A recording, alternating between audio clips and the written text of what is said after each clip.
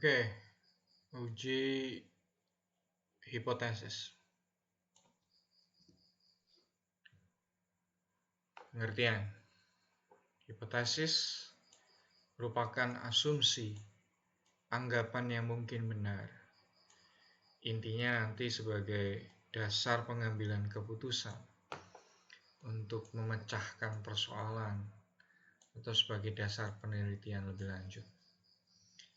Anggapan sebagai hipotesis juga merupakan data. Namun ya bisa salah jika digunakan sebagai dasar pengambilan keputusan. Jadi pada dasarnya ya harus diuji kebenarannya. Sebagai contoh, seorang manajer perusahaan jasa konstruksi menyatakan bahwa produktivitas para tukangnya adalah 80%. 80%. Ya, ini hipotesis. Hal tersebut harus diuji kebenarannya dengan uji hipotesis, dengan mengambil sampel secukupnya. Dengan demikian, uji hipotesis dimulai dari suatu pernyataan yang dihipotesiskan. Kemudian diambil sampel untuk diuji. Diterima atau ditolaknya hipotesis tersebut tergantung pada tingkat kepercayaan yang diberikan. Ya. Jadi ada hipotesis, lalu kita ambil sampel, lalu diuji hipotesis. Nah, dalam proses ini nanti hasilnya apakah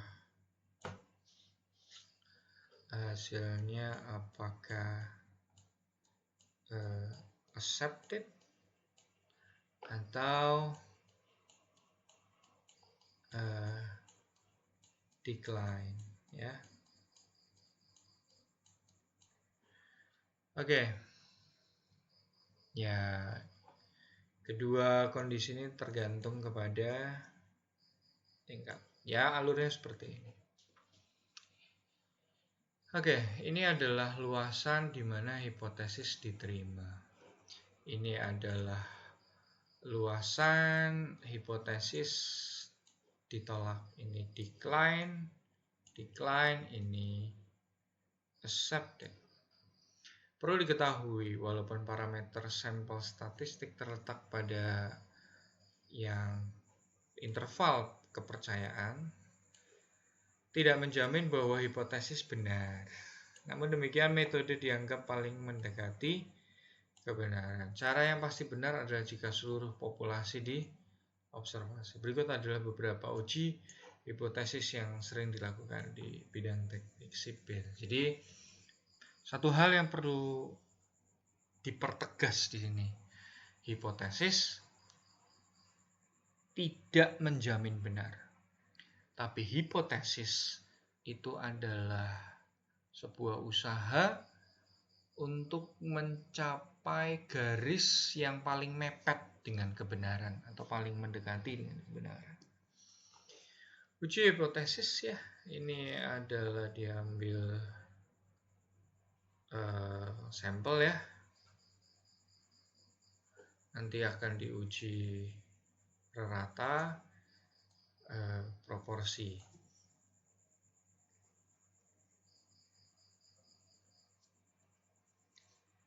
Anda nanti akan mempelajari ANOVA, analisis varian, distribusi F, dan C kuadrat, distribusi C kuadrat ya. Ini X kuadrat biasanya dipakainya C.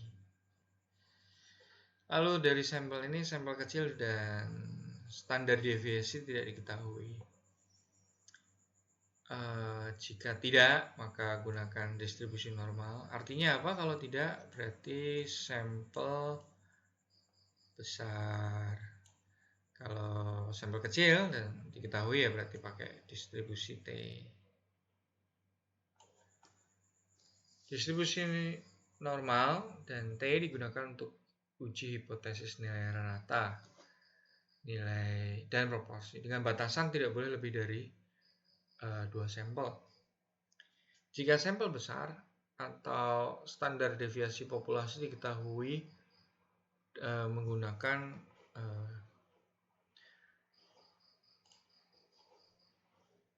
Mana sih pointer? Ini harusnya diberikan bridging. Maka. Tetapi jika sampel kecil, ya sama lah. Ya, maka menentukan ini ya, maka ini pakemnya.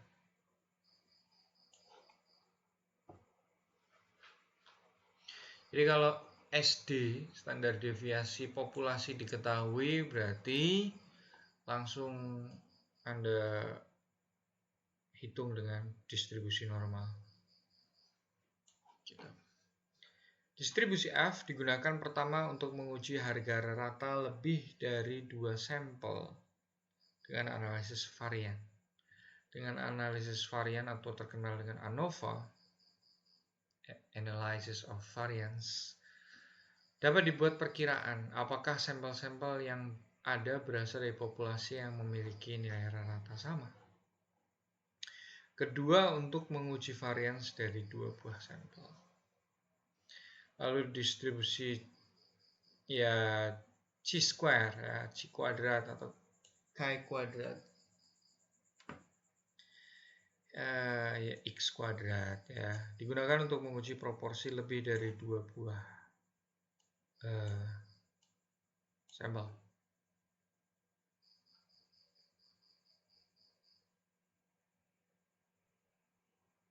Oke, kita coba uji hipotesis nilai rata. Sampel besar, populasi diketahui, uji 2 sisi sebagai contoh. Suatu perusahaan supplier, as belakang truk. Oh ya. As tersebut harus mampu menyangga beban sebesar 80.000 sekian. Namun demikian, kekuatan as yang berlebih akan menaikkan harga produksi yang cukup signifikan. Pengalaman yang cukup panjang menunjukkan bahwa standar deviasi populasi kekuatan as besar ini. Untuk membuktikan kebenaran hipotesis tersebut diambil 100 buah as. Diperoleh nilai rata sampelnya adalah sekian. Uji hipotesis tersebut dengan menggunakan tingkat alfanya, tingkat signifikansinya 5%. As terlalu kecil tidak mampu menahan beban, dan jika terlalu besar maka harga produksi meningkat. Jadi kita punya dua kondisi, mau dibuat terlalu kecil konsekuensinya nanti truknya patah, gitu, asnya. Kalau dibuat terlalu besar, kita boros di baja, kita boros di material, sehingga harganya meningkat. Maka kita punya batasan, ya kan? Ada 2 batasan, sehingga ujinya maka 2 sisi. Rata populasi yang dihipotesiskan itu adalah 80.000. Jadi Anda harus bisa mendefinisikan mu H0. Itu adalah sekian. Standar deviasi adalah sekian, ya, disampaikan tadi di sini. Nah, ini standar deviasi. Jumlah titik sampel 100. Tadi ada nggak 100? Kayaknya ada. Ini ya 100. Rata sampel adalah ini. Ada ya di sini rata sampel. Maka H0 mu sama dengan 80.000. Untuk hipotesis 0, H1 mu tidak sama 80.000 untuk alternatif hipotesis. Alfa yang digunakan 0,05, alfa per 2 adalah 0,025. Maka dari distribusi tabel 1,96 kita dapatkan.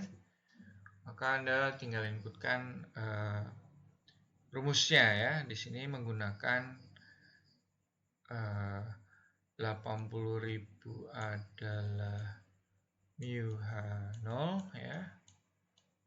Ini adalah Z alfa per 2, 4.000 adalah simpangan, dan 100 adalah N. Oke, maka didapat nilainya adalah 79216 batas bawah dan batas atasnya 80,784. Rata sampel ya, rata sampelnya di sini. Sedangkan intervalnya di sini ya. Intervalnya di sini. Masuk ya? Masuk ya. Maka H0 diterima. H0 diterima. Artinya benar. Rata kekuatan as uji satu sisi. Sebagai contoh, sebuah rumah sakit menggunakan sejumlah besar dus untuk jenis obat tertentu yang setiap dusnya berisi 100 cc. Kelebihan dosis tidak membahayakan kesehatan pasien, namun jika dosisnya terlalu rendah akan tidak akan menyembuhkan. Oh, dosis ya, dosis. Saya pikir itu kardus, ternyata dosis.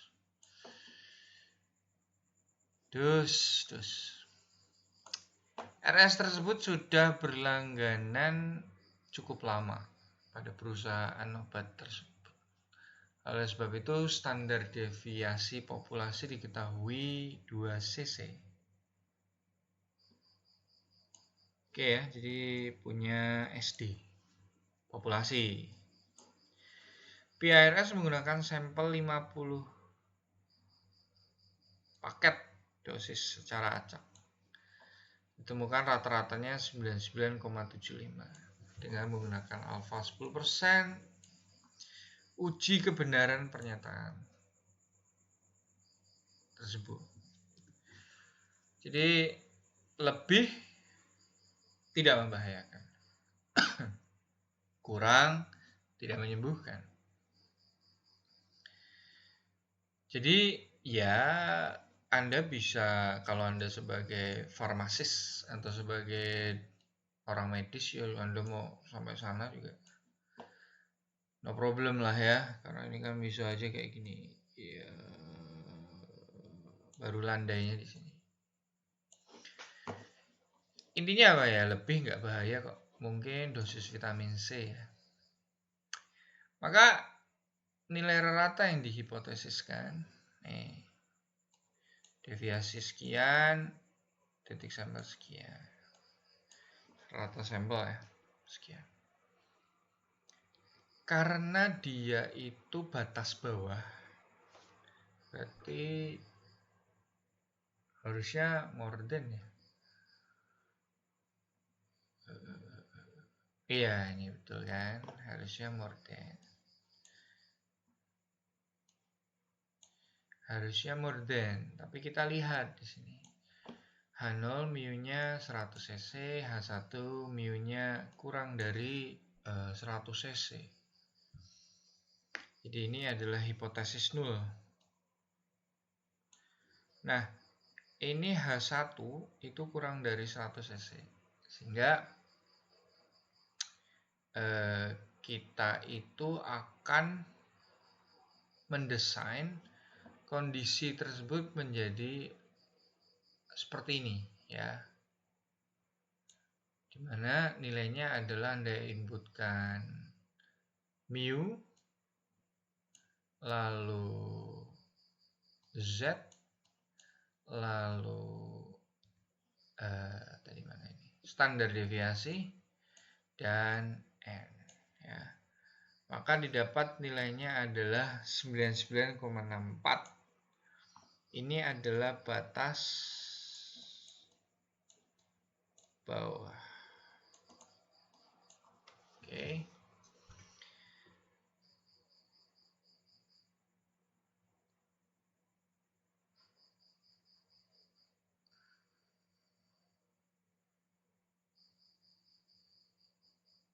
Itu ya. Jadi simpulannya HO diterima ya kan, batas bawahnya sekian, Nah, rata yang terjadi rentangnya ke sana. Nah, ini. Jadi masih oke. Lalu uji hipotesis nilai rata standar deviasi populasi tidak diketahui dan sampel kecil, ya. Pada kasus ini di mana simpangan baku populasi tidak diketahui. Menggunakan ya ini sama N-1. Ya, derajat kebebasannya.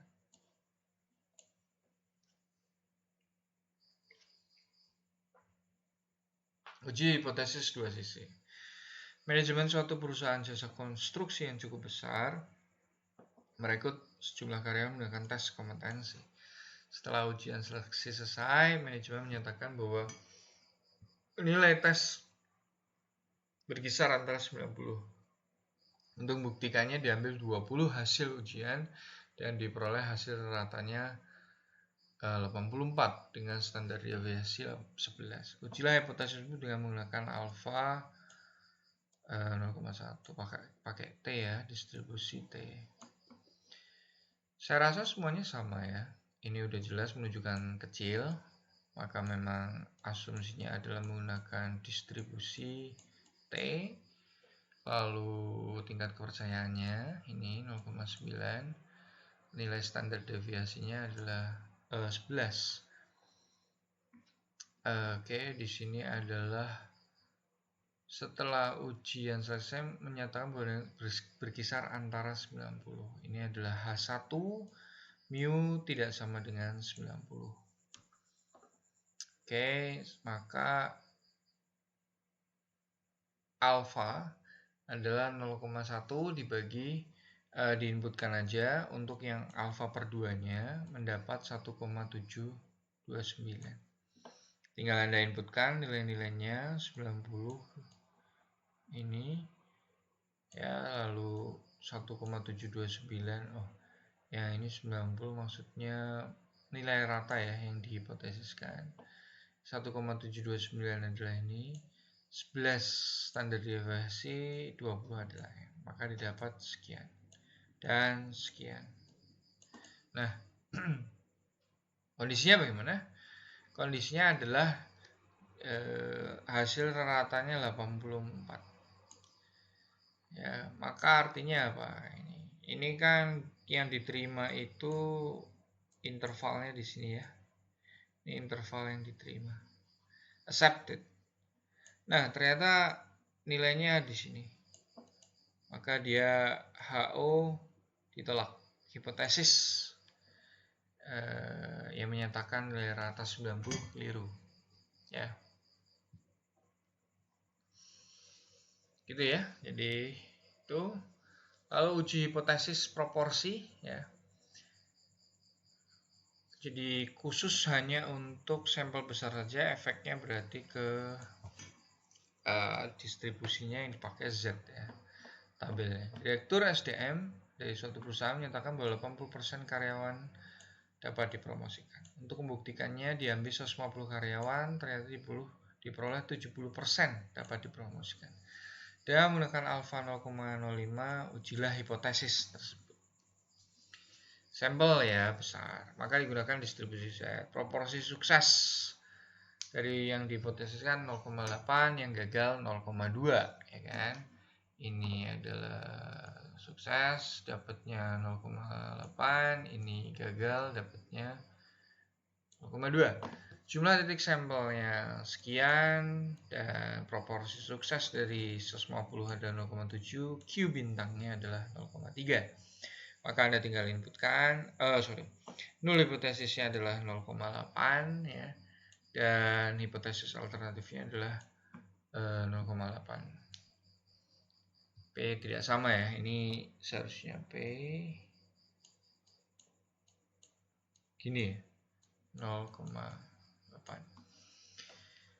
Alfa 0,05 diperoleh Z alfa 291,9. Oke, maka kita inputkan sesuai dengan rumus tersebut, diperoleh 0,7359 dan 0,8641 ya. Problemnya adalah di sini diperoleh 70%. Apakah hipotesis ini bisa diterima? 70% kan berarti sama dengan 0,7. Berarti dia ada di area kesini ya, bukan di area mu. Maka HO ditolak. Oke, lalu uji satu sisi. Suatu kelompok pecinta lingkungan mengadakan dialog umum dan menyatakan bahwa lebih kecil dari 60% lahan industri pada area tersebut menuntut sehubungan dengan standar polusi udara. Lebih kecil dari 60%. Oke ya. Lebih kecil dari 60%. Pada dialog tersebut hadir seorang pejabat pelestarian lingkungan yang percaya bahwa 60% dari area industri menuntut standar polusi udara.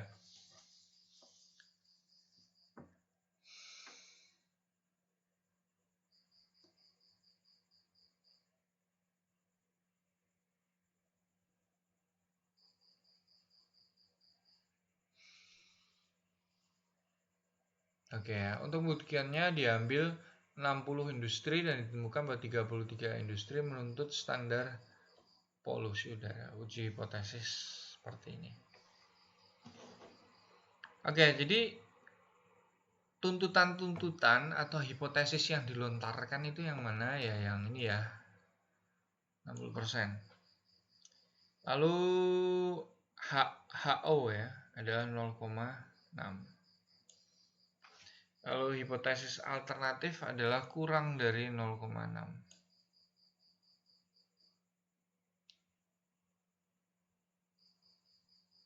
Jadi ini adalah HO adalah barrier kakunya. Yang paling kaku mana? Gini, HO. Lalu H1 adalah yang kemungkinan hipotesisnya kurang dari 0,6. Maka alfa yang digunakan sehingga Z alfa adalah 2,06. Ini Z alfa ya. Maka tinggal Anda inputkan sesuai dengan kondisi tersebut. Maka hasilnya adalah ini.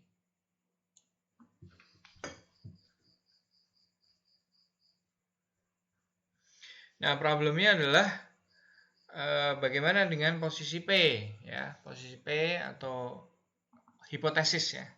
Hipotesisnya berapa? Hipotesisnya adalah 0,6. Maka masuk ya, karena dia ke arah sana. Maka ini adalah posisi 0,6. Oke ya.